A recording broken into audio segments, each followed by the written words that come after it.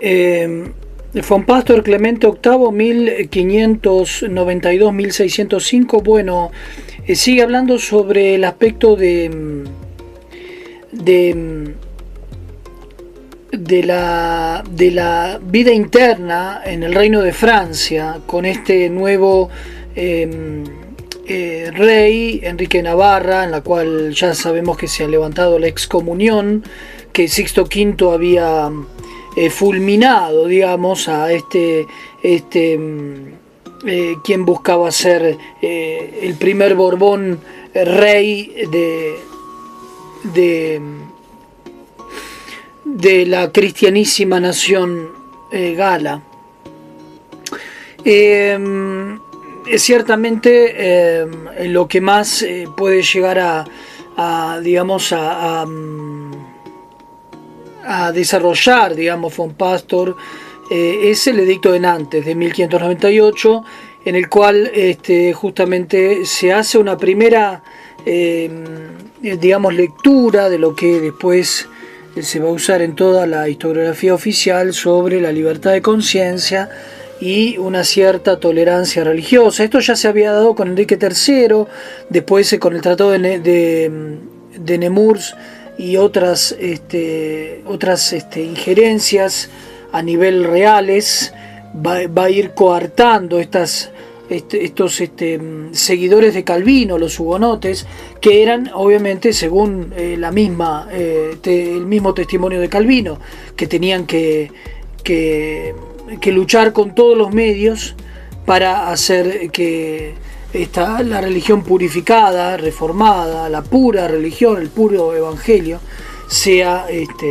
y así, bueno, justamente llevó a la destrucción de muchísimas iglesias. Estaba prácticamente, después de 35 años, destruida gran parte de lo que era el reino español, el reino francés, y eran una potencia que de los 14 millones que se estiman de franceses, 1.250.000 eran hugonotes en el reino de Francia, una duodécima parte de la población de los súbditos de Enrique de Navarra. Esto ciertamente, particularmente en su tierra limítrofe,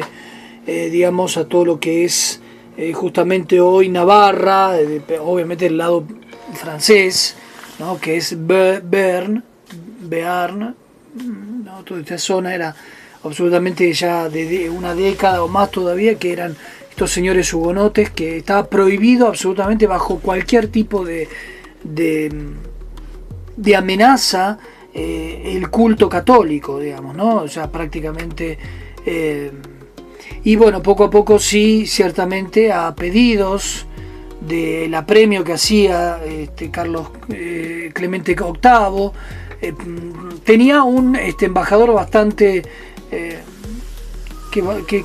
digamos que tenía un buen ascendiente, un embajador francés ante la Santa Sede, que se llamaba Ossat,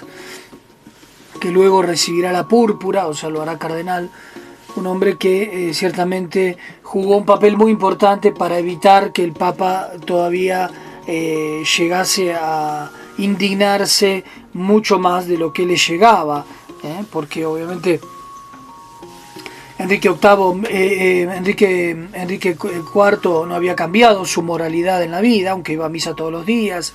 se confesaba, rezaba la comunión, etcétera, etcétera, pero a una de sus cortesanas, Sully, la hizo abadesa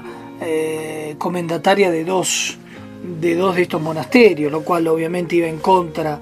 de todo lo que se había escrito sobre estipulado en los decretos tridentinos, que él no podía de alguna manera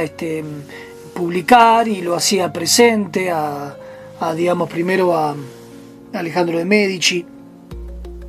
que en cierta manera también llegó a tolerar ciertas pensiones a aquellos hugonotes que no podían hacerse de obispados y arzobispados, que estaban dentro de sus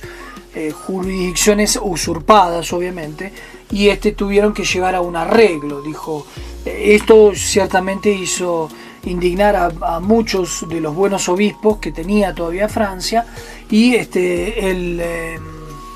enviado del Papa, el enviado papal de Medici, dijo que poco a poco se tenía que ir terminando con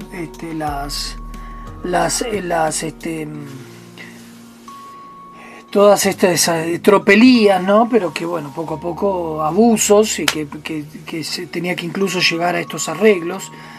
bastante indignos, digamos, ¿no? Porque se daba lugar, como justamente este famoso edicto de Nantes, que el Papa se va a indignar muchísimo, poco a poco irá de alguna manera, gracias a OSAT, a tratar de calmarse, porque obviamente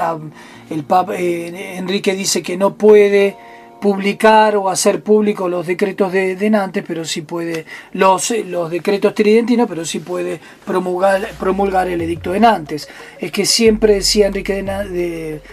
Navarra, busca por medios pacíficos que los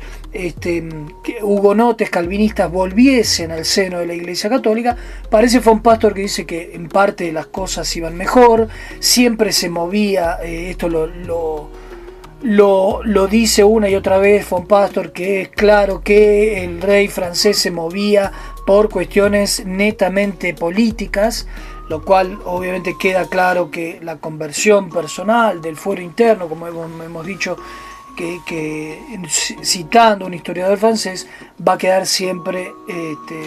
inconclusa, digamos, no se va a saber, digamos, porque se movía con un tino político muy exquisito. Con respecto a los jesuitas y volver justamente a implantarlos, tenía obviamente toda la ala galicana, el parlamento, la universidad, porque obviamente los jesuitas eran muy buenos profesores y enseñaban muy bien, y buscaban estos hijos de las buenas familias, incluso hugonotes, que le mandaban a ellos mismos. Pero obviamente no solamente ellos, sino también los mismos hugonotes, que los veían casi como el demonio en persona a los jesuitas, ¿no? Ahí también tuvo que ver Isabel de Inglaterra, previniendo a Enrique sobre el accionar de los jesuitas, que eran como una quinta columna, que no respondían, digamos, al reino sino al Papa, etcétera, etcétera. Bueno, y todo esto se veía desde el punto de vista ya poco religioso, digamos, ¿no? Ya acá estamos hablando de una visión más de ver al papado como el extranjero, como una fuerza extranjera, etcétera, ¿no? Y con estos argumentos falaces trataban de convencer, pero Enrique de Navarra en ese sentido decía que no quería que ningún estado se intrometiese en sus aspectos internos. Esto era lo que respondía a los enviados de Isabel. Y así poco a poco fue haciendo que ya en 1601 pudieran volver, digamos, los jesuitas, con las condiciones de que los jesuitas sean todos franceses, y que uno quedase como capellán palatino, ¿sí? Después va a defenderlos, hay escritos incluso de defensa, y por qué, digamos, se va dando cuenta Enrique por qué los atacaban a los jesuitas, los mismos católicos, los mismos de la Sorbona, los mismos del Parlamento, ¿no? Obviamente todo esto va a ser ciertamente paulatinamente, ¿no? Digamos, esto se va a ir dando paso a paso, con mucha lentitud, y se van a ir abriendo todas las casas, incluso dentro de Francia, dentro de París, lo cual ya en el mismo edicto de Nantes, para otros enemigos del Parlamento y la universidad, que eran los hugonotes, no podían entrar y no podían hacer sus prédicas, etcétera. Bueno, volviendo al edicto de Nantes, es importante porque tienen esa libertad de poder, digamos, libremente ejercer y que nadie puede violentarlos por esto. Ellos tienen que, sí, ciertamente pagar el diezmo como todos los católicos, para justamente digamos, financiar, digamos, todo lo que como uno poco a poco se va dando cuenta cuando estudia la historia, van a parar a las arcas no de la iglesia, sino a las arcas de aquellos privilegiados amigos, cortesanas y cortesanos que son de la corona, ¿no? Favores que se van pagando con estas encomiendas, que es justamente lo que va a ir coartando, cortando, quitando los nuevos decretos tridentinos, que son justamente la imposibilidad de que un laico se haga cargo de estas encomiendas, ¿no? De especialmente monasterios, y porque era todo ahí iban a parar los diezmos, y los diezmos no iban justamente a la iglesia, sino que iban a estos favoritos privilegiados, una forma de corrupción de aquella época, digamos, ¿no? Hasta que justamente después se va a ver en el siglo XIX, especialmente, la enajenación de todos los bienes eclesiásticos directamente vendidos al buen pastor, en casos muy tristes, en los cuales, justamente como muestra la historiografía, por precios de grandes obras de artes irrisorios, en el medio de una inflación galopante, especialmente en los países de Francia y de España.